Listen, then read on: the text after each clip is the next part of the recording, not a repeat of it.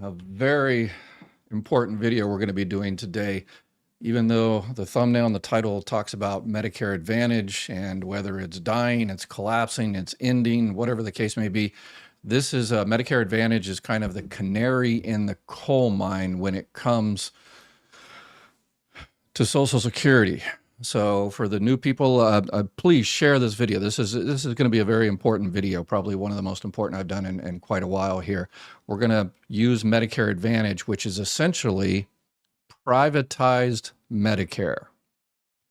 And we're seeing what's happening with privatized Medicare, aka Medicare Advantage.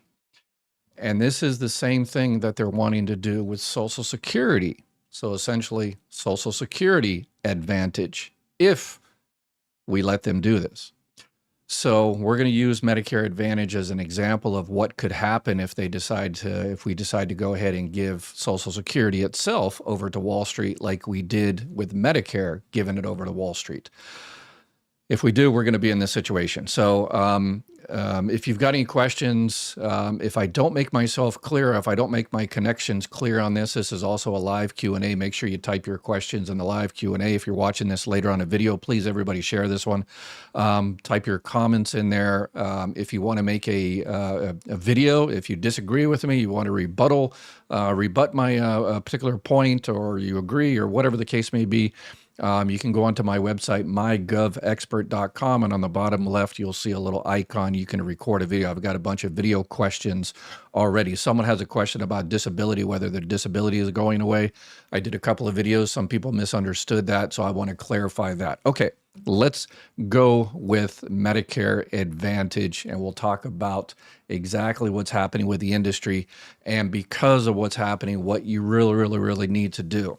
It's incumbent upon you to fight for this. You have a lot more, you have a larger battle going forward. Okay, so the video's out there that's talking about the end of Medicare Advantage, and Medicare Advantage is collapsing and all that. No. I immediately thought of Mark Twain's famous quote, "The reports of my death are gradually exaggerated," he said. Obviously, he said that. That's a quote. And people said he said something a little bit different, but that's the idea of what he said. And he said that while he was still living. So obviously, yeah. So the reports of my death are greatly exaggerated. So the reports of the death of Medicare Advantage are greatly exaggerated. So, I mean, Medicare Advantage, again, I'm going to tie this to Social Security here in a bit. Medicare Advantage, relatively new, started in 1997 as Medicare Plus Choice, and then 2003 changed the name to Medicare Advantage. 2006 was one of the big major expansion. That's where also they included drug coverage. So this whole Medicare Advantage thing is relatively newish, 20 or so years. Medicare itself, as we know, started in 1965 during the LBJ presidency. Okay, so 20 years or so, and now we're coming to this reality with Medicare Advantage. Are they disappearing? Are they collapsing? No. They are doing what Wall Street does. They are maximizing profits. How are they doing that? They're cutting benefits. We see the grocery cards, the over-the-counter cards are being cut back. Different services, they're charging more for this, more for that.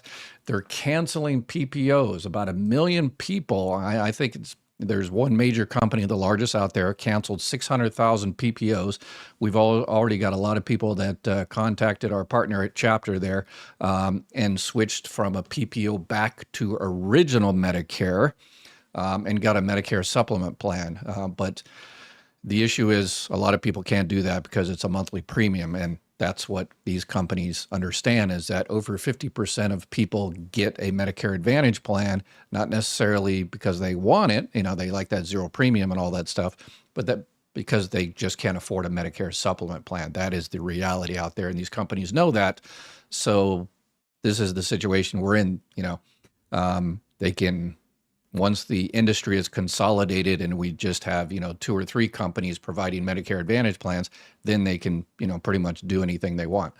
So they're canceling these PPO plans. They're reducing networks. We just announced today that the Mayo Clinic is no longer taking most Medicare Advantage plans.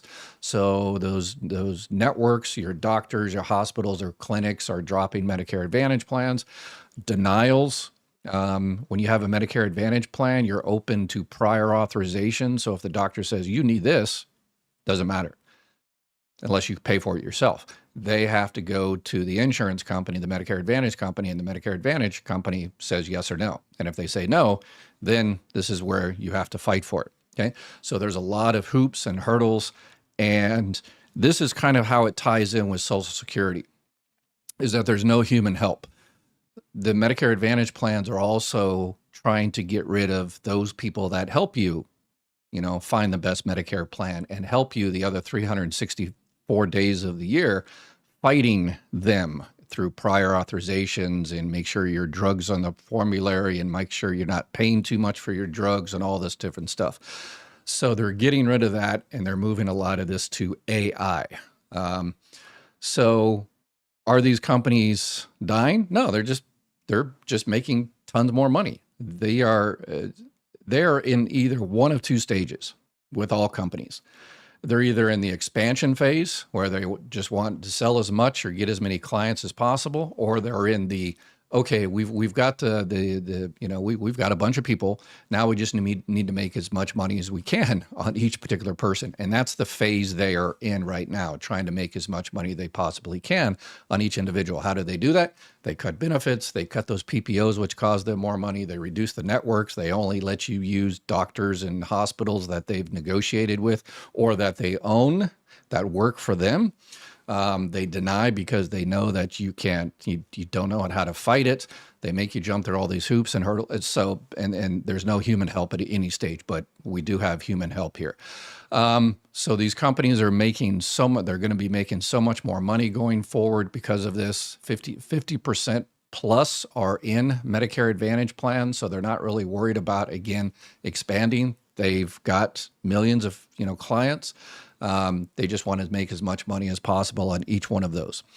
Their board of directors and their shareholders, it's not about the clients, it's about the shareholders. That's the situation. And that's what they want to do with Social Security as well, which we'll get to here in a second.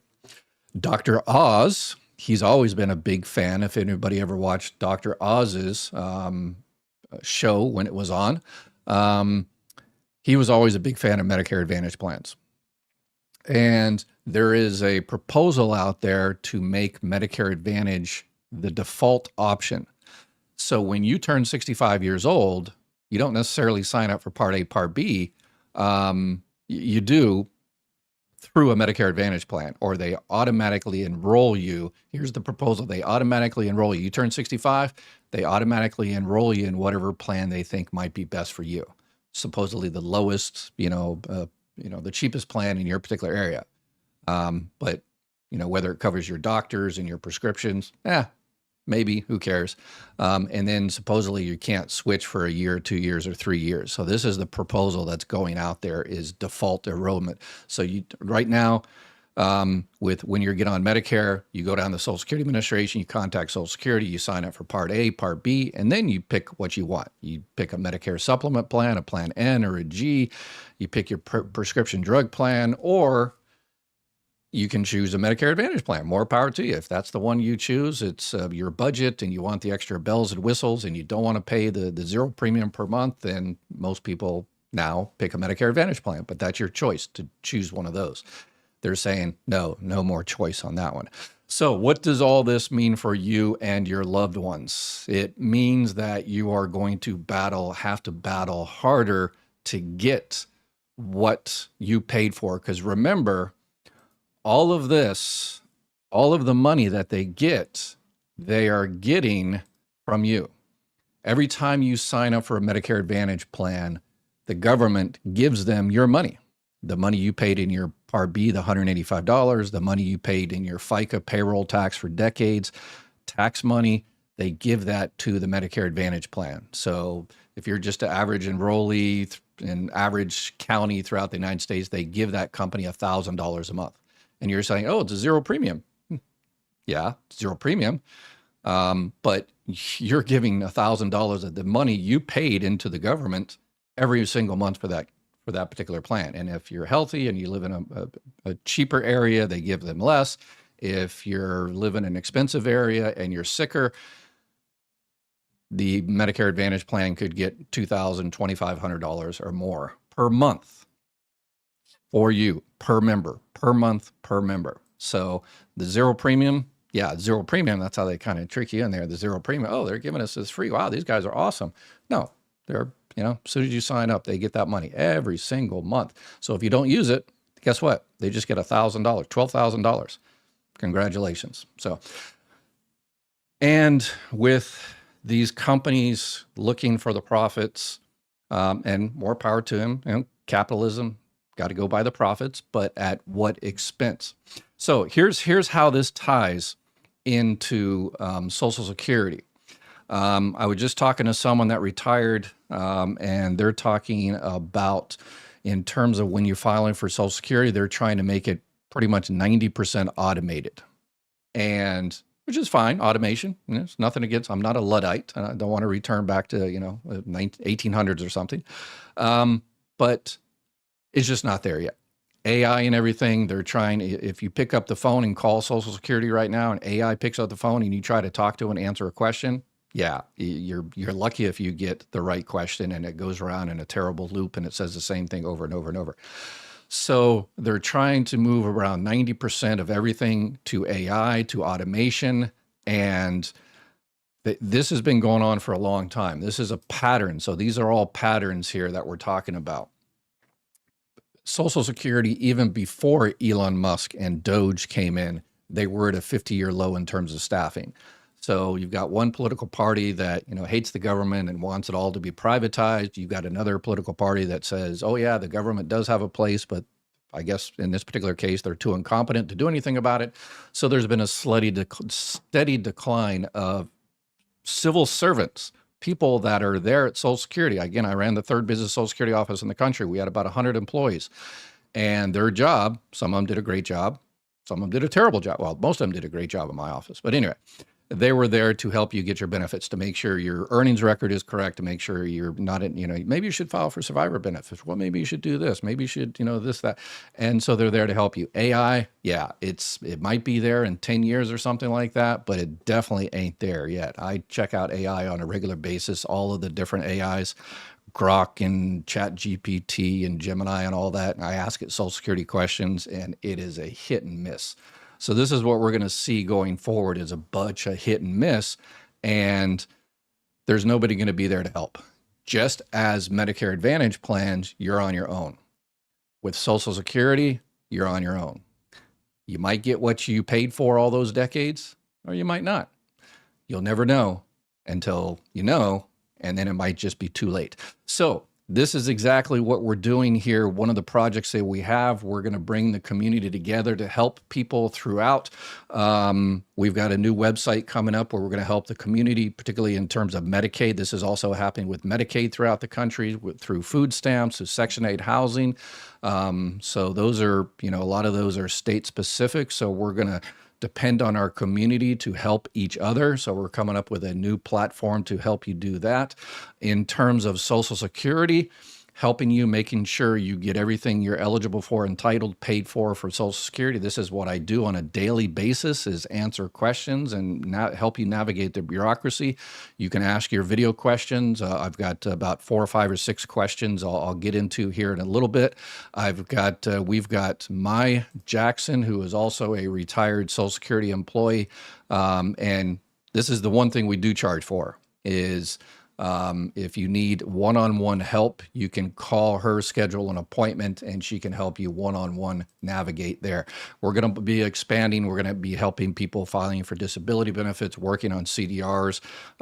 So we're going to be bringing more people in. She and her husband, who's also a retired Social Security employee, is going to be helping us with that, to help people navigate Social Security and get everything they're eligible for.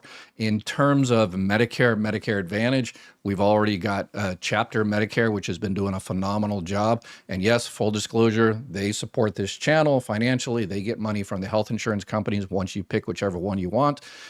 The health insurance, just like all other insurance, they pay Chapter, and Chapter throws us a few bucks. And that helps pay for the crazy expensive website we're putting together and everything else. So yeah, it's kind of a Robin Hood situation. These big giant multi-billion-dollar health insurance companies are actually helping people, but don't tell them because, yeah, then they'll cut us off. So this is what you have to do if you choose a Medicare Advantage plan. So this is the Medicare Advantage 7 Ps. It was 6 Ps, but now I added another one.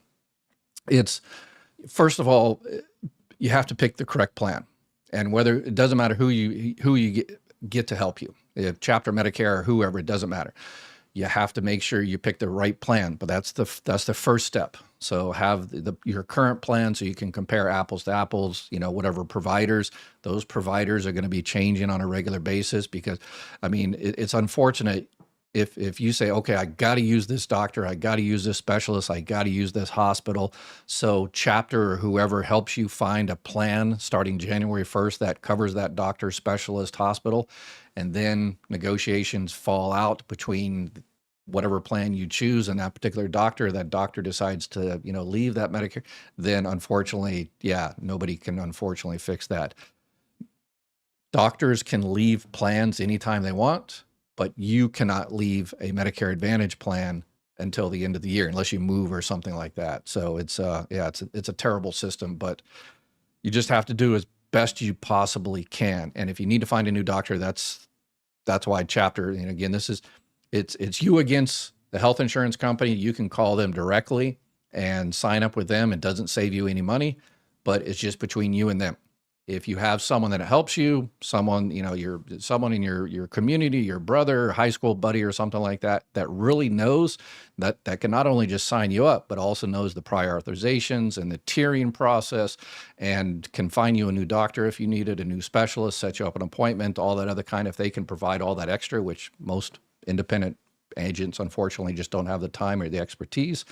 That's why my son and I chose Chapter. So, and it's 100% free. They don't charge you for this help. So prescriptions, make sure when you pick your plan, you get the prescriptions, the correct dosage, the correct brand. If you have a particular brand that you need, if you have a particular pharmacy that you really like to use, then make sure you have that name there. Your priorities: do you need more dental? Do you need more vision? Do you need, travel, transportation, whatever the case may be, and prices. And people say, I added this as the 7th P. I always assumed everybody always had prices, but prices, people are saying, well, price is not an issue. It's zero premium. No, Medicare Advantage, unlike Medicare Supplement plans, those have monthly premiums.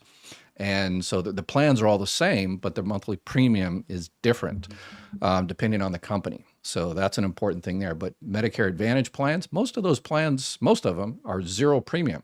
And you're like, zero premium prices, that's it. No, they get you on the back end.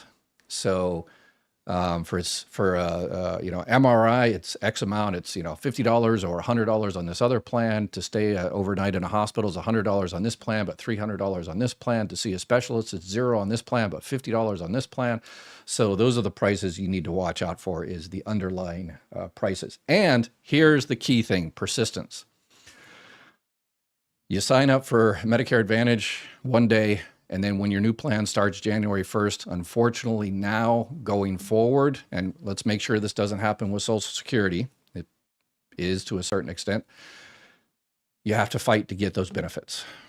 And, these companies, Medicare Advantage plans, and Social Security, this is what they're trying to do. And it's like, hey, you get what you get and you be happy for it. I was a Marine Corps sergeant, and it's like, yeah, thank you, sir. Can I have another? Thank you, sir. Can I have another? And they're beating that crap out of you. Anyway, so it's persistence. You have to fight every single step of the way in order to get what you are entitled to, what you paid into. And let me show you what type of things we're talking about here on my website, mygovexpert.com. It talks about all of these, the appeals, how you appeal anything. You can appeal anything with Social Security. If you're denied disability, survivor benefits, whatever the case may be, you can appeal Medicare.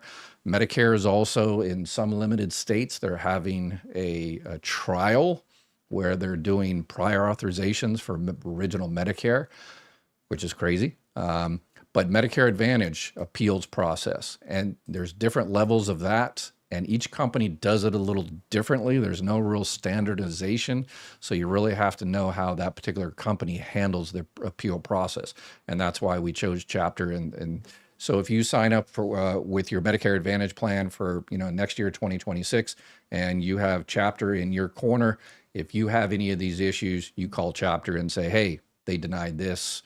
I lost my doctor. What do I do?" And they help you out. I've had Sarah, who's in charge of the member success team, on here, and she's going to be coming back here in about a week or so to help you out. So formulary exceptions, you can fight formulary exceptions. If you have a particular drug that your company doesn't cover, you can actually fight that to see if they'll cover it. Tiering exceptions, that's basically, you got tier 1, tier 2, tier 3, the higher levels, the more expensive. You can actually ask these companies to reduce the tier and make it cheaper for you. So there's a lot of things that you can do, but you have to know how to do it, and you have to have experience and know how to work the bureaucracy. And unfortunately, my son and I can't do this. We're helping people out with Social Security, so that's why we reached out to a Chapter there to help y'all fight that. Okay, so that is the canary in the coal mine. Do we want Social Security itself to be Medicare Advantage? Do we want Social Security to be Social Security Advantage? I would argue 100% no. Again, AI is great. It helps people out. There's a lot of cool stuff you can do with it, but I don't think I would trust, my retirement or my health with AI right now. Maybe backing it up or something like that, but I would definitely reach out to someone that actually knows what's going on. And Social Security is moving to just make everybody essentially file online. And no employees there to look at your case. Right now, if you file online, people say, well, I already filed online, so it's already been done. No. You file online, you push the button, and then it goes to the local district office. I know because, hey, Sandy, she used to check the internet claims, and she was awesome. And she checked every one of those internet claims and said, oh, you've got a gap here that looks strange. Your earnings aren't reflected correctly. So let's go and let's see if we can fix that. You're entitled to spouse benefits or survivor benefits or whatever the case may be. And she checked every single one, just like every person throughout the country. Well, when they had employees. Sandy, I think, has since retired. So there's that. But now someone on the other side looks at that. I don't know about now that Doge is in charge, but historically before Doge came in, a human being actually looked at every single case. What they're moving at is you file a line, AI looks at it, cuts you a check, and might be good, might not be good. In 10 years, I'd probably say your check is probably going to be 99.9% accurate in 10 years. But until then, yeah, AI is making a lot of mistakes. And even in the private industry, there's an MIT report that came out that a lot of corporations out there are firing employees or not hiring employees because they're depending on so much on AI. They think AI is going to be able to do it all. And they're finding it's not necessarily true. But the chief financial officer and the CEO fired all these people and they saved all that money. And so they got it in their bank and gave it to the board of directors, and the board of directors doesn't give a crap if there's a bunch of mistakes. They've already made their money.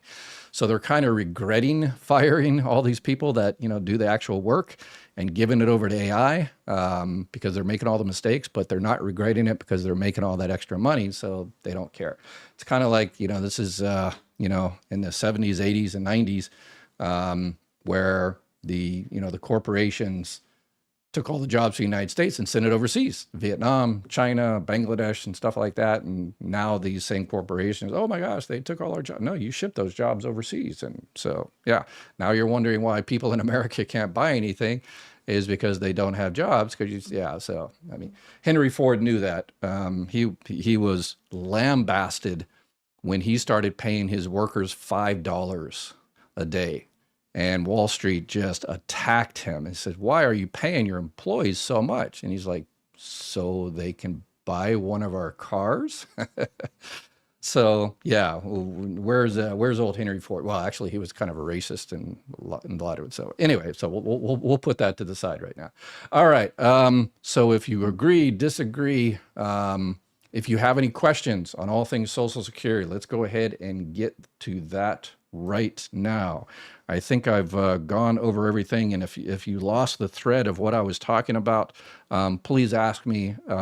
Write it in the description, write it in the comments, make a video if you disagree with me, and yeah, we'll get to the bottom of all of it.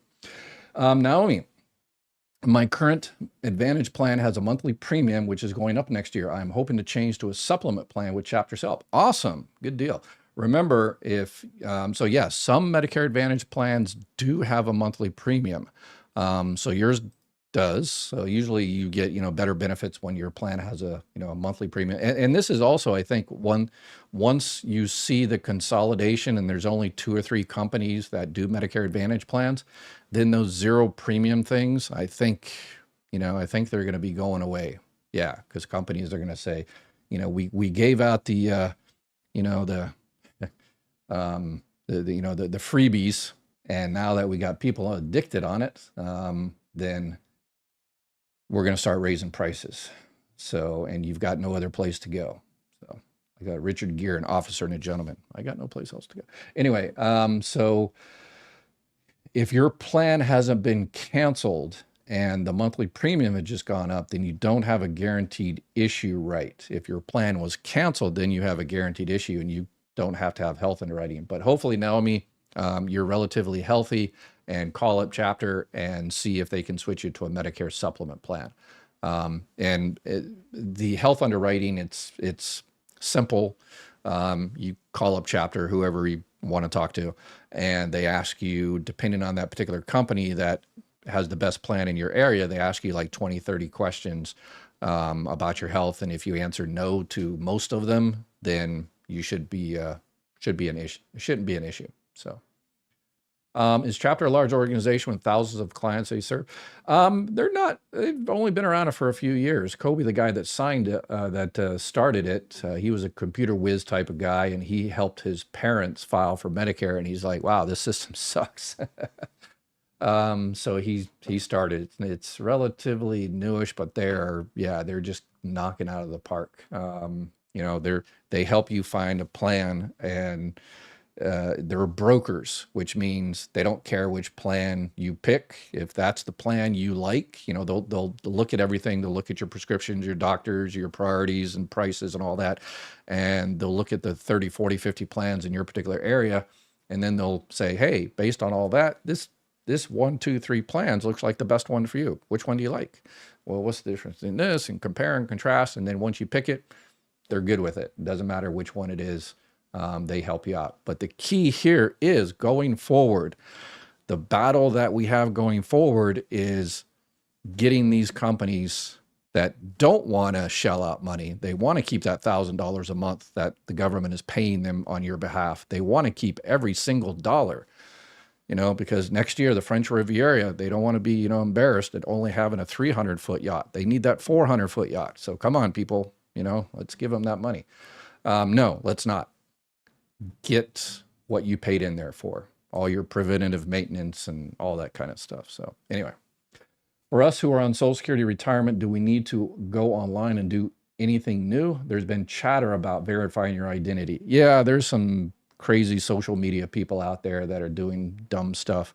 I hate the COLA dumb stuff that people are doing. It's like today's COLA updates. There's no update on COLA. There's this update on the stimulus check. There is no stimulus check. So but they're getting those clicks and they're wasting everybody's time. So, but yeah, no, there is, you don't necessarily need to go in. I have, since day one, I've always recommended that you go into ssa.gov and set up a My Social Security account. I would definitely do that. I mean, if you don't want to, you don't have to, but I would definitely do it. Even if you don't use it, but I recommend using it, particularly going in there and making sure your earnings record is correct, because that's how they determine how much you're going to make for the rest of your life based on how much you paid in there. So if their earnings record is correct, you're going to get the wrong amount. But for identity theft, if you go in there and set up an account and then someone else from someplace in the world goes in there and tries to pretend you, it's 10 times more difficult. You'll get a text message or an email that says, hey, somebody from, Russia, wherever, tried to get in are you in Russia right now by any chance? And you say no, and then you go in there and change your password and stuff like that. So I highly recommend it. But they're not mandating you yet. So if Medicaid's being cut, what alternatives are there to assist folks with their insurance payments if unaffordable for them? USA is such a mess. God help us all. Yeah, and we've got 3 more years of the current administration and what they're doing, and a lot of damage, and a lot of damage has been done over the last decade or so to Social Security and Medicare and everything like that. But it's even getting worse right now with the big beautiful bill and stuff, because we have to pay for the those $1 trillion tax cuts for the super wealthy, and yes, a few pennies come to some of us, but. And you're like, well, we just have to hold our breath for 3 years. But with all that, after that, it's going to take another 2 or 3 or 4 years to fix everything. And so we're talking, this is a reality, unfortunately, for the next 5 or 6 or 7 years. So we just have to fight more to get your individual, for you and your loved ones, get everything they possibly can. So Medicaid, that is a big one. Close to $1 trillion cut, and people say it's only for illegals. Illegals don't receive Medicaid. The emergency one, but that's 0.4 or 0.04%, but it's less than 1%, and that's just emergency. So the alternative is to check everybody's legal status when they come into the emergency room. So if you're having a heart attack, you better have your passport with you, your birth certificate. If you're in a terrible car accident, then yeah. They have to check before they resuscitate you, have to check your legal status. So we don't want that. So unfortunately, yeah. $1 trillion is going to be cut. It's going to affect everybody across the board that receives Medicaid. And what Random Life Thing is talking about is the Medicare Savings Program, that if you're approved for the upper levels of Medicaid, then they will pay for your $185. And if states start kicking people off of Medicaid or lower your Medicaid level, because the higher levels, QMB, Slim B, QI, those get the $185. If you're at a lower level, you don't. So we're going to see states lowering people's level to where they're kicked out of that Medicare Savings Program. Or the real trick is what's called bureaucratic disenrollment, where they accidentally, on purpose, as we used to say in the Marine Corps, accidentally on purpose kick you off because you didn't do this or didn't jump through that hurdle high enough, over that hurdle high enough, or forgot to check this box, or they lost your paperwork, and then you're without Medicaid. And if you fight for it, then you'll get it back after a month or two, but you'll have a nightmare fighting and getting back. And so that's what our new platform is going to help everybody with. Let's see here. We must never let Wall Street get their grubby hands on our Social Security. Yeah, they've been trying for decades and decades and decades. And this is the critical part. We've been told for 40 years that Social Security their trust fund is going to run out. And that is a reality. And now it's the 40 years. We're at 87 more checks. So you got 87 more checks at the full benefit amount, and then your 88th check is going to be cut by 23% if we don't do something. But we haven't done anything for 40 years. So the politicians haven't done anything for 40 years because we haven't made the politicians do anything for 40 years. So we've kind of made our bed, and but it's not as though we haven't tried, but we've got strong headwinds. Wall Street has been wanting that, those trillions of dollars in the Social Security Trust Fund, and the 1.2, $1.3 trillion that comes into Social Security through FICA taxes every year. They have wanted that so they can take it to Wall Street or Las Vegas or wherever. So just one question. We pay Medicare check after check on our working lives. Why do we pay Medicare when we retire? I agree. Yes, you are 100% correct. You're in the right place, Juan. You pay Medicare, but technically you pay your FICA, your payroll tax. 6.2% of that you pay into Social Security. 1.45% you pay into Medicare Part A. And then your employer pays another 1.45% and 6.2%, right? So, okay. So yes, you pay into it all your life, 1.45%, and then plus your employer. But that pays for Part A. And then Part B, you pay the $185 a month. But that only covers about 25% of the cost. The other 75% of the cost comes from general taxation. So you pay for it, but not necessarily all of it, but you do pay for it through taxes and stuff like that. And then above and beyond that, you have all these gaps, these 6 gaps. So if you ask me, and most of the people in my community, we shouldn't have to have a Medicare supplement plan. We shouldn't have to have a Medicare Advantage plan. That whole industry, I'm sorry, Chapter and Ari that comes here on a regular basis and answers y'all's question, but I've told him, it's like, I wish he didn't have a job. He would find something else. But anyway, yeah, I wish there were no Medicare insurance agents. I wish original Medicare would cover all those gaps, including vision, dental, hearing. You know, come on, how healthy are you in retirement when you can't see, drink, or eat, right? Yeah, we're with you 100%. But that's communism. That's socialism. Yeah, it's communism and socialism for us, and it's when the corporations want to bail out because they ruin the economy, then it's not so much. I have seen Chapter everywhere on YouTube in the last couple of months. I have not seen a negative review yet. Yeah, there's we have kind of started the trend. We were the first YouTube channel that they reached out to. Actually, we reached out to them.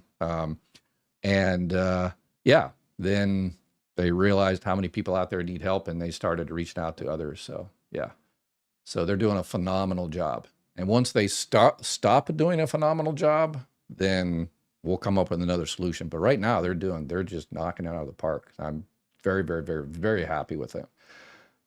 The two, other Medicare insurance agents are not very happy with them. But you know, if you've got a Medicare insurance agent, you know, relative or something like that, old high school friend, you use them. But the problem with independent insurance agents is, they're mean well and they're awesome, and there's some outstanding people out there, but they can find the best plan for you, and that's awesome. Perfect. But when you have an issue with prior authorization and you need to fight and find another doctor and do the tiering thing, they just don't have the time or the expertise to do it. So it's unfortunate. It's unfortunate. So are you kidding me? I can't go to church without being hit on the gray hair. Okay. Wow. All right. Not sure where that came from. So y'all can see that I just push the button and whatever comment comes up, this is there. I don't have anybody pulling my strings behind me. This is me. Me and my son do this, and he's doing other things right now when I do this. So please be nice with your comments, because I don't read them. I shouldn't say this. I don't read the comments. There's not a producer picking the comments for me. I just click the button and see what happens. So I shouldn't say that, because people are like, oh, let's see what we can do to trick Ed to, say something stupid. And I'm an old Marine Corps sergeant. So it's, yeah, that's my life, is saying stupid stuff all the time, inappropriate stuff particularly. But anyway, I always try to be nice here. During the shutdown on Medicaid premiums, what happens? Can they reactivate for all the owed monies? Under normal circumstances, for Medicaid premiums, what are we talking about? Do you have a cost-sharing Medicaid plan that you're paying? Yeah, it really depends on the particular state, and that's one of the issues with Medicaid. Is it is a federalist type of program. It's supported by the federal government, and it's matching monies by your state, and it's administered by your state. So there's a lot of flexibility in your particular state. So maybe your state is doing something strange there. They just came out with some of the stuff for Medi-Cal in California, and it is crazy difficult what's going to be happening. So, and because the states don't have the money to hire people to work at the Medicaid offices, to work at Social Security, again, federal, but anyway, when you call them up, even if they answer the phone, they just don't have the time to help you as they should. Yeah. Not everyone is luckily have found Dr. Rao to give them the proper information. Let's show our appreciation and hit the thumbs up button. Yes, please. We need to get this information out there. People are not seeing that pattern there. And once this new platform comes out, our community comes out, then our work starts. We really, really, really need your help. So the shell, the website that we have, it is a good starting shell, but it takes human beings to activate it. So we need people throughout the country to start getting in there and start helping out other people. So there's a place you can go in there for when you need help, and then there's a place that you can go in there for when you can help. So that's the key right there. So it's finally coming to fruition. We have enough legitimate complaints and fears without more accusations of lies either way, in my opinion. So, yeah. Let's see. I lost my Medicare PPO plan. What can I do? I'm on SSDI, so Social Security Disability Insurance. So that means you are guaranteed issue, but because you're on SSDI, I'm thinking, oh, you need to check in your particular state. You might be eligible for a guaranteed issue Medicare supplement plan, either a G or the old F, depends when you started. But yeah, because you're on SSDI, ooh, that's a good question, and it depends on your particular state as well. I would call chapter and ask them about that. So see if you can get a Medicare supplement plan. Again, the Medicare supplement plans, they do cost a monthly premium. And if you can, fit it in your budget, more power to you. And if you're eligible to get one, even though you're on disability, then, hey, that's the way to go. Stick with original Medicare and a Medicare supplement. But if you can't, then at the very least, you have to find a new Medicare Advantage plan for you for 2026. And chapter can definitely help you out there. All right, let's see here. Tony. What's up, Tony? Fun to hear you mention Henry Ford's wisdom. Still holds true. We have to give government that supports the working middle class. Yes. Yeah, that's about the only thing there was a famous melting pot situation where he wasn't the nicest guy, but that was definitely, we're not 100% sure. It's either Ford or it was Ma Bell. Remember old Ma Bell? I think it was Ford that I've seen it quoted in different places where the old saying is, you can have any color of car you want or a phone you want as long as it's black, right? So that's what kind of Medicare Advantage plan is they're going to look at once they consolidate the industry. And in your particular area, there's basically only one company. They're going to say, yeah, we've got 5 different plans. You can get whichever one you want, but it's all going to be with us. And we're going to decide, whether your doctor is, competent enough and second guess. And so, yeah, it's crazy. So, on average, our tax contributions were around $107,000, while benefits received were about $327,000. Typically, we all get more than we pay for. If you're lucky. Yes, if you're lucky and if you're healthy and do all that kind of good stuff, then yeah, you can actually go into the My SSA and it'll tell you, My Social Security account, it'll tell you how much you paid in your entire life. And obviously it's, not, factored in for inflation and all that kind of stuff. But yeah, you can get kind of an idea. So I worked for 20 years before becoming a teacher. I was forced to retire due to health. I know that I filed for Medicare at 65 and clicked the box to file for Social Security. It was, she got cut off there. Retired due to health. I know that I filed for, if you are receiving Social Security benefits and then you turn 65, they sign you up for Medicare automatically. If you have health insurance from current work, yours or your spouse's, then you just go ahead and refuse Part B. You can't refuse Part A, but you can refuse Part B.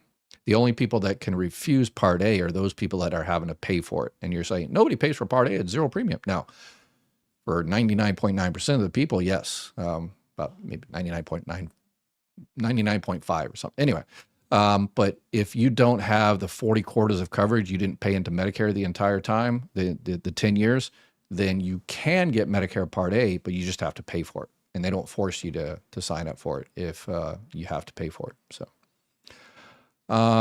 Doctor, it definitely started a trend with Chapter. I have noticed at least a half dozen other YouTube channels. Yes, and people ask me how that. Yeah, they all have different numbers, and that's how they Chapter finds out where you're calling from. So please use this number here, and that way we get credit for it, and then we put it back into the community and help as many people as possible. I just got on. I missed a lot of the 66 on Medicare and Medicaid. I'm disabled since 1997. I don't have enough credits, they said, for disability, so I'm on the QMB program. Will I be affected? You're going to have a lot more hurdles because you're on the QMB, which is Qualified Medicare Beneficiary. So you're receiving Medicaid and Medicare, and they're paying for your $185. Some people are saying, oh, wait a second, this person doesn't have Medicare because they don't have enough credits. But for disability, you need two types of credits. You need to be insured. And if you're younger, you don't need necessarily 40 credits. If you get disabled at 26, they don't expect you to have 10 years of earnings, even though a lot of us started working when they were, 15 years old. But, cutting grass and delivering, the Homestead newsletter, we didn't pay taxes and stuff. So anyway, but in order to get disability, you have to be insured, and you also have to be currently insured. So I think maybe Ada wasn't currently insured. That means you paid 5 out of the last 10 years. Doug, is Chapter or something we have to join and it's free, right? Yes, it's free, and they just help you find your a Medicare Advantage plan or a Medicare supplement plan, and they'll tell you the differences between both, and then make sure you focus on that Medicare supplement plan. I always recommend those first, so you don't have prior authorizations, so you don't have to deal with networks. But if it's just not for you because of budget or whatever reasons, then it's just not for you. But at least you've checked it out, and then find the best Medicare Advantage plan for you. All right, I've got some video questions. We're probably going to go over today. I usually like to keep these to an hour, but we're most definitely going to go over today because we got a lot to talk about. So I want to find someone that, the disability videos I did recently, some people are confused about them. So let's get right into that one. I am listening to your current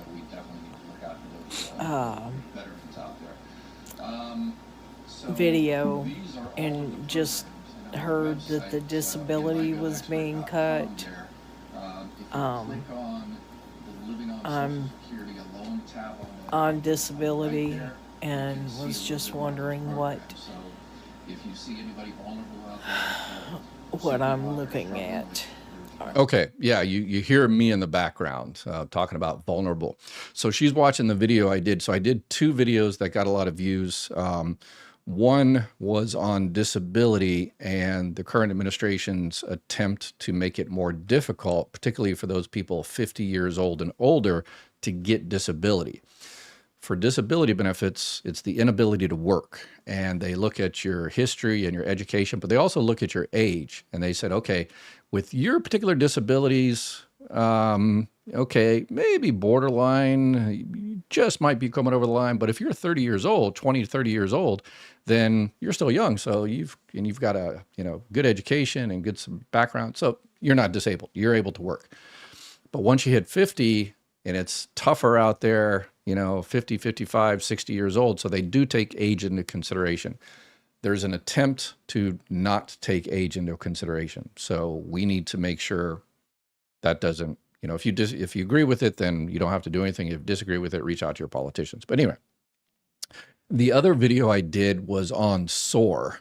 And SOAR is an organization that helps the vulnerable out there, particularly homeless and those who are on the verge of homelessness that are disabled. They helped. They still do, but the federal funding was cut by this current administration. So they help people get their disability benefits and sometimes help them keep their disability benefits from, stopping. So in your particular case, your question, no, don't. If you're receiving disability benefits, you're going to continue to receive disability benefits. The only way your benefits would be suspended or something is if, you got a medical or a work CDR, a continuing disability review. And that's how they're going to get people going forward, because I just got an inside scoop that they're increasing continuing disability reviews by a lot, because continuing disability reviews, they are funded separately by Congress. So Congress says, okay, Social Security, here's your yearly budget to pay your employees and pay the rent and pay the electricity and all that, update well, they don't pay them to update the phones, the computer systems, because they didn't want them to. Anyway, I won't go there. But here's your yearly budget. And in terms of continuing disability reviews, here is a separate budget for those. And they also have a separate budget for what's called RZs, SSI, Supplemental Security Income reviews there. So those are two separate budgets. So depending on that budget, that determines how many continuing disability reviews are done every year. And this year, those reviews have increased substantially. And at the same time, they've cut back employees. So you've got a bunch of employees throughout the country having to do those continuing disability reviews, but no time to do them. So a lot of people, unfortunately, and this is the plan amongst those in charge, is to kick people off of disability through these CDRs. So if you get until you get that CDR, until you get that continued disability review, please, please, please, please, please don't worry about it. Don't worry about it until you actually get it. Kind of think about preparing it in terms of, jotting down, what doctors you see, what hospitals you see, did you have to go to the emergency room, how you're feeling that day, jot down that stuff. And that way, when you do get it, then you've got a record there and it makes it easy for you to fill it out. And we're coming up with a program to help you all, navigate, jump over that hurdle of this continuing disability review. And the disability review, there's two types. There's the medical one that sees if you're still actually disabled, and then the work one to see if work is going to kick you off, because you can work and collect disability benefits, but there's a lot of limitations. And if you don't abide by those limitations, they will kick you off. So hopefully that answered that one. Hi, Dr. Weir. Mike Green, and I'm in Missouri. And my wife has got full-time employment. I've been disabled for the last 7 years. So I have the hospital Medicare, but I've just been going with her Blue Cross Blue Shield and just doing all the ads that I can. So it's been pretty good for her meds. But even with an upgrade with dental for like dentures and stuff like that, it don't pay much of anything. And I'm just trying to figure out if I should stay on hers or if I should try to go ahead and start with Medicare. But I don't even know where to even start. Yeah, good question. Yeah, even if you do have health insurance from current works, from your spouse's work, so if you 70 years old and so you didn't sign up for Medicare when you turn 65, no problem, because you had creditable coverage. So if you sign up for Medicare now, then you're not going to get penalized. You just have to provide a couple of forms, which you can find on my website or ssa.gov or medicare.gov. But whether you should continue to stay on your wife's health insurance. So that's the question. And what you need to do is compare the two. You need to, find someone, if you know someone that does Medicare insurance, helps a broker that works for most or all the companies in your particular area, reach out to them, or you can reach out to Chapter. They do that as well, 100% free. And you just tell them, hey, number one, what's the best plan for me in my particular area? Medicare Supplement, Medicare Advantage, whatever the case. Okay, so if I was going to pick this is what I would pick. Now, this is what I've got through my wife's health insurance. And we pay this much, and it has this much deductible, and yada, yada, yada. and then you can make that decision. But you have to compare apples to apples. So that's the best way to do it. And people should do that on a kind of a regular basis. Well, not necessarily a regular basis. If you have creditable coverage through your work or your spouse's work, and there isn't a big change year over year, then you're probably good. But if they start changing stuff and your company starts getting really cheap, and then it's time to kind of check to see if there's a better option out there. Got somebody shy here. Hi, Dr. Ed. My name's Virgil from Albertley, Minnesota. Right now, I am on disability. I have been for over 2 years now. I just got my Medicare card in the mail, so I start receiving it February 1st next year. I turned 62 in March. My wife turned 62 in February. Question I have for you is, if I'm on disability and on there, can she go and claim spousal after she files for her own Social Security?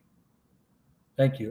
All right, good questions there. All right, so yeah, for the Medicare, you're eligible for Medicare starting February, so you need to figure out how you're going to cover those 6 gaps. So either Medicare Supplement, Medicare Advantage plan.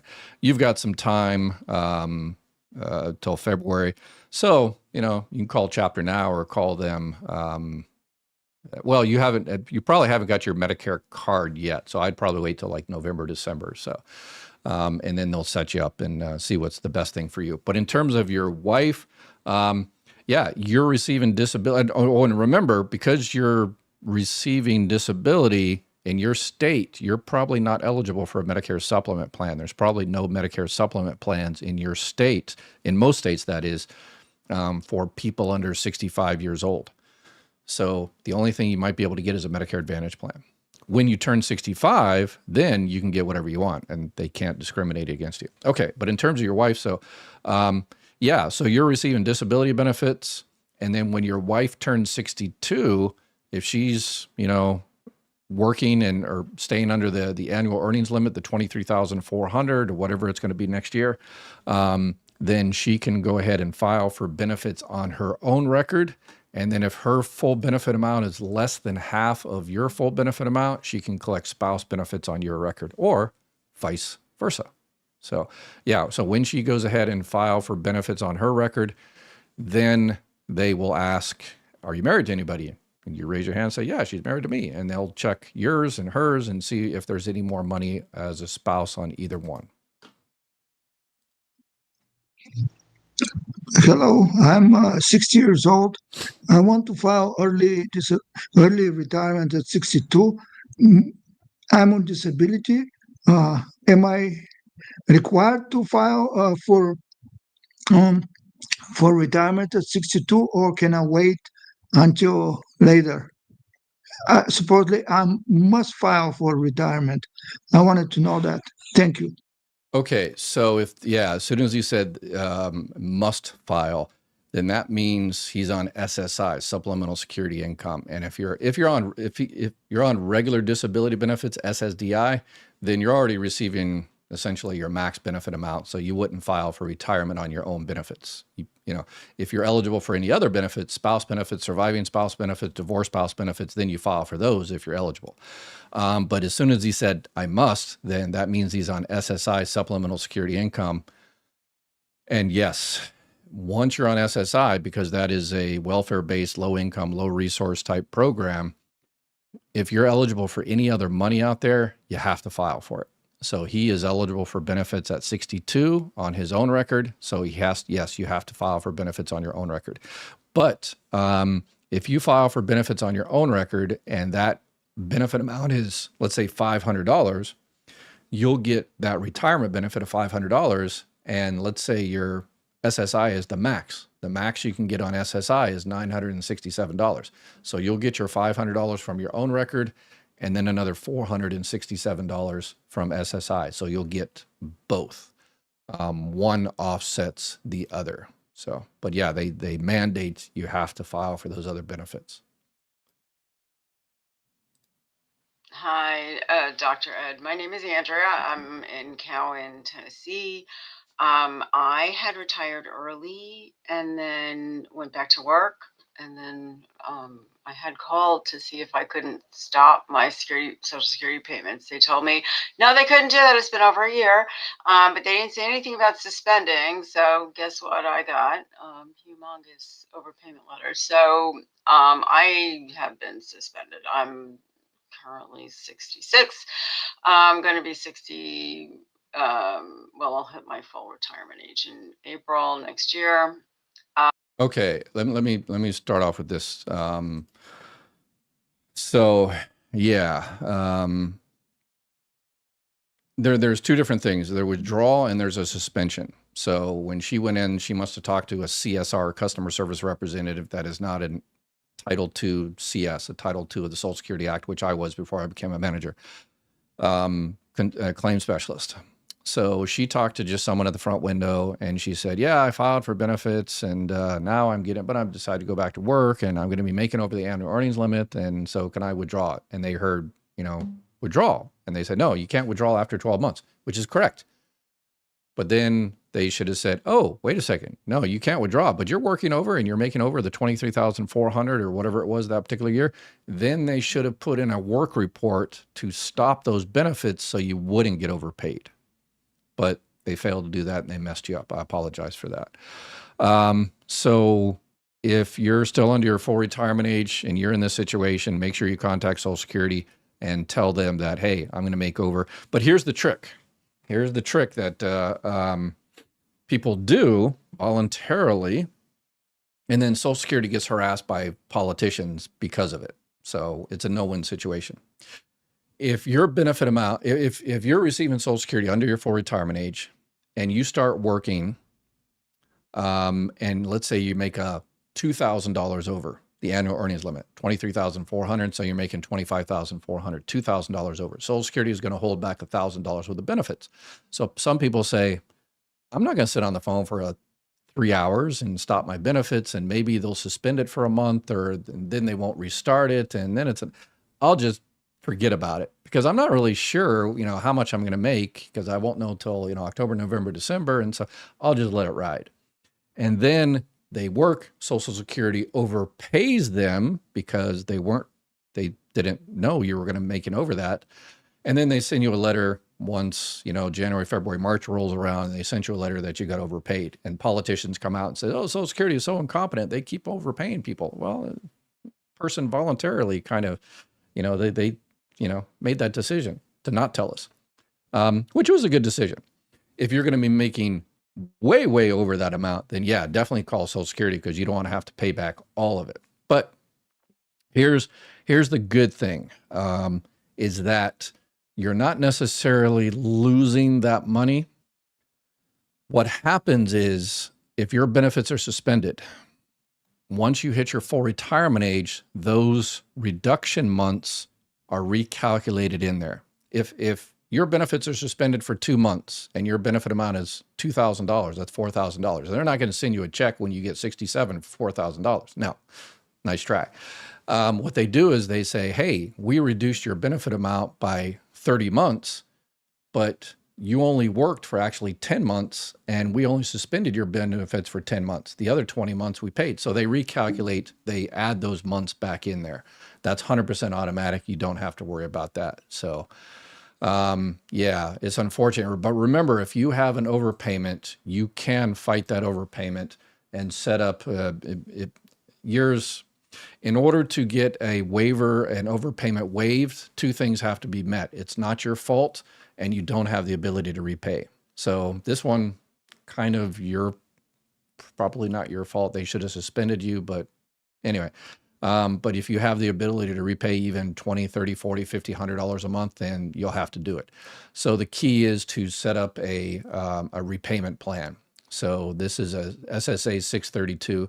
But if you want to repay it within 60 months, 5 years, interest-free, you just call them up and say, hey, set me up with a 5-year repayment plan, and they'll take it out of your Social Security check. So yeah, so remember, if anybody is in that situation, you can withdraw your claim even after you receive money for 12 months, but you have to withdraw within 12 months, and then you have to pay all that money back. And it's like the application never happened again. It never happened. You never filed because you withdrew it and you paid all that money back. But if it's past the 12 months and you're going to be working and you don't want your benefits to be suspended, or if you don't want to get the overpayment, then you just call Social Security and do that work report. So got 3 more questions here. Hi, Mr. Ed. I have a question. I'm on a disability and divorce. How old I supposed to be to file benefits on behalf of my ex-husband? Is it 62 or 65 or sooner? Thank you so much. I hope to hear from you soon, the answer, how old I should be. All right. It really depends. So if we're talking what's called DWIB, disabled widows benefit. So if your ex, you were married to them for the correct amount of time, and you're disabled, then you can collect disabled widows benefits from 50 to 59 years old. If it's just a regular surviving spouse claim, widower claim, then you can start your benefits at 60 years old. If it's that person is still out there alive and kicking, then you start those benefits at 62 years old. And the trick is that a lot of people don't know is that even if your ex hasn't filed for benefits, as long as your ex is at least 62 years old, you can file for benefits on their record, regardless if they have filed for benefits themselves. So I've got a few more video questions, but let me jump into some regular live questions here. And from people I think are new to our community. Hey, Groove Master, ex-wife filed at 62 on her earnings record, was 59 at the time, or you were 59 at the time. I am now 64. Can she apply on my earnings record to see if the 50% would be higher than what she's getting? Absolutely. But you have to be receiving benefits. You're okay. Never mind. She's the ex-wife. So yes, if you're at least 62 years old, whether you're receiving benefits or not, she can see if she's eligible for benefits on your record. If she's her full retirement age, then she'll receive the full 50% minus her, her own benefit offsets what she received on your benefit. Yeah, absolutely. Tell her to call. And even if you haven't filed for benefits, you're at least 62, so she can file what's called independently entitled divorce spouse benefits. You don't have to be receiving benefits. If you're already receiving benefits, then she just files. It's a regular one. So, okay. Well, the second question here: the people at the Social Security office told her no because she found it 62. She is not able to refile based on my earnings record. Now that I passed 62, is that the case? What? Because she found it 62. Oh, because she filed at 62? No, that shouldn't make your ex-wife. Yeah, that shouldn't be relevant at all. So yeah, something else must be happening there. Ex-wife filed at 62 on her record. You were 59 at the time. Okay, so she filed for benefits on her record. You were younger, so you weren't 62, so she just got benefits on her own record. She couldn't file for benefits on yours. Now you're 64, so she could have filed for benefits on your record 2 years ago once you turned 62, but for whatever reason, she didn't. And now the people at Social Security said no because that makes no sense whatsoever. I'm thinking possibly that, she didn't talk to a Title II claim specialist. She just maybe talked to someone at the front windows. So I would have her file an actual claim, because you can't appeal anything until you get an official decision. And someone at the window saying, or on the phone saying, or AI saying X, Y, and Z is not an official decision. You actually have to get the letter that says you have to file a claim, and then you get a letter that says you are denied because of X, Y, and Z. And then, that's strange. Tell her to call up again and set up an appointment to talk to a Title II CS. And, Groove Master, are you receiving benefits? So that's one of the big mistakes Social Security employees, particularly at the front windows, make, is they think that you have to be receiving benefits, and that's not true. It's called independently entitled divorce spouse benefits. So, Denise, are the HMO Medicare Advantage plans a good deal? the industry is moving away from PPO. An HMO and a PPO, the difference is the networks.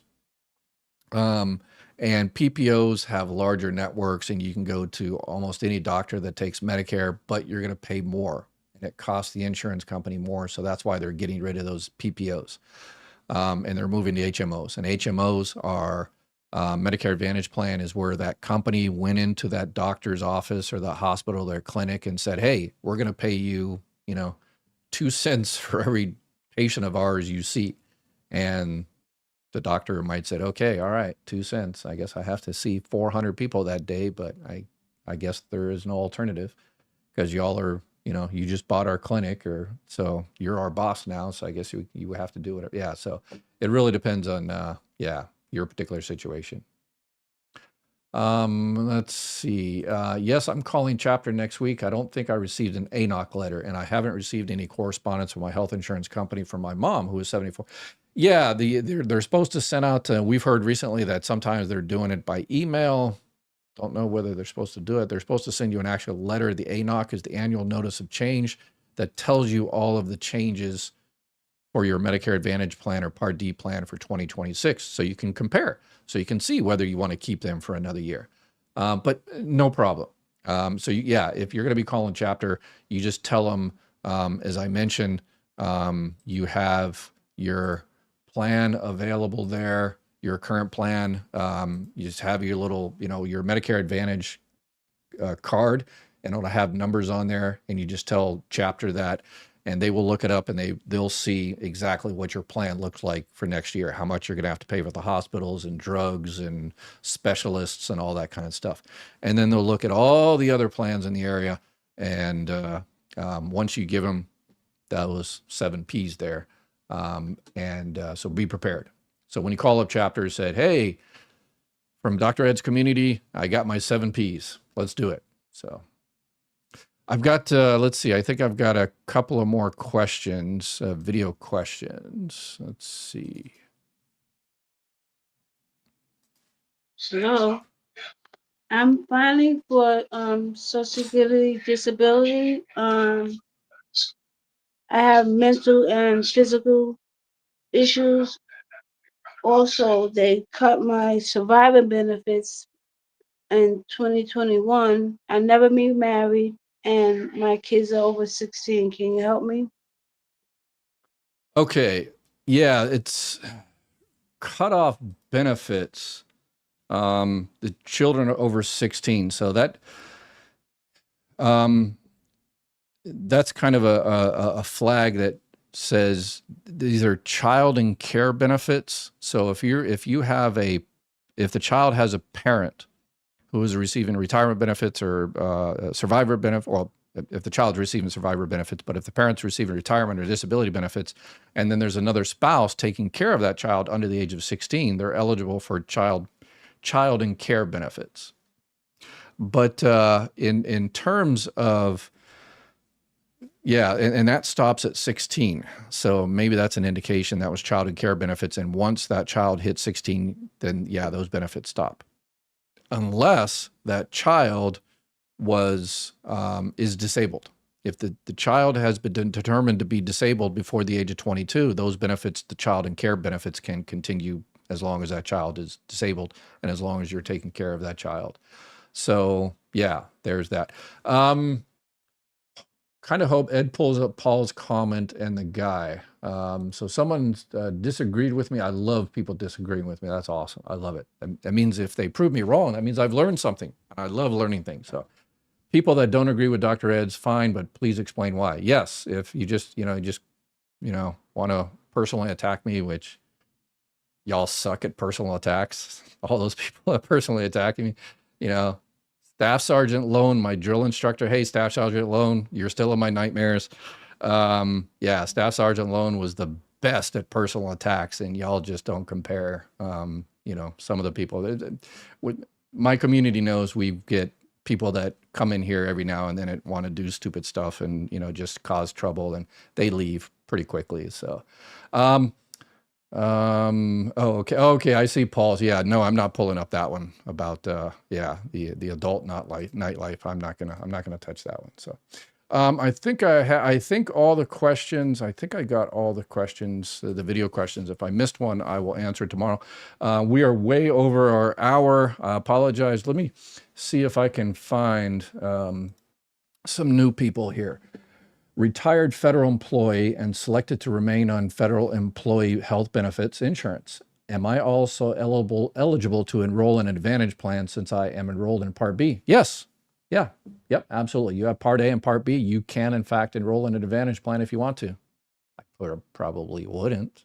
So, but you can if you want. Penelope, where have you been? Oh, Bella is back as well. I saw Bella here earlier. So hopefully Bella is feeling better. Penelope's been gone for a while. She can certainly see if she might be entitled to additional benefits. She will not be eligible to refile, as in getting a higher starting base. Yeah, so Penelope's, again, I would definitely reach out and find out what's going on there. Maybe it's Penelope, I think, was an old Social Security employee. She knows her stuff. So it might be kind of a deemed filing type of situation. I'm not sure what's going on there. So let's get a couple more questions. Oh, Santa Fe, I don't think I recognize. I have health insurance via my employer. I will turn 65 next year. Do I have to file for Medicare if I'm fully covered by my employer? Nope. If that's from current work and your employer has 20 or more employees, your employer or your spouse's employer, then no, you don't have to sign up for Medicare. You can, some people do sign up for Part A to give you a little bit more coverage for hospitalization, and it's zero premium, so you might do that. But Part B, no, don't waste $185. As long as you are happy with your plan and, it's not a terrible plan. So, please be nice or go away. Yes, exactly. We got so many people in here that, or so many people out there in all the social media that's, it's a toxic environment out there. And yeah, we don't play that here. As the great 20th century philosopher said, from Living Color, Homie says, we don't play that here. I was insured for Medicaid with CARES. Oh, okay, I already answered that one. Let me get one more question and we'll call it a day. Oh, I've run out of questions they're showing up. Oh, here we go. I receive SSI. Can I get private insurance through my partner without losing my SSI? By Medicaid doesn't cover all my expenses. Yeah, absolutely. If you have health insurance from another source, remember, so if you're on SSI, supplemental security income, that's a welfare-based program.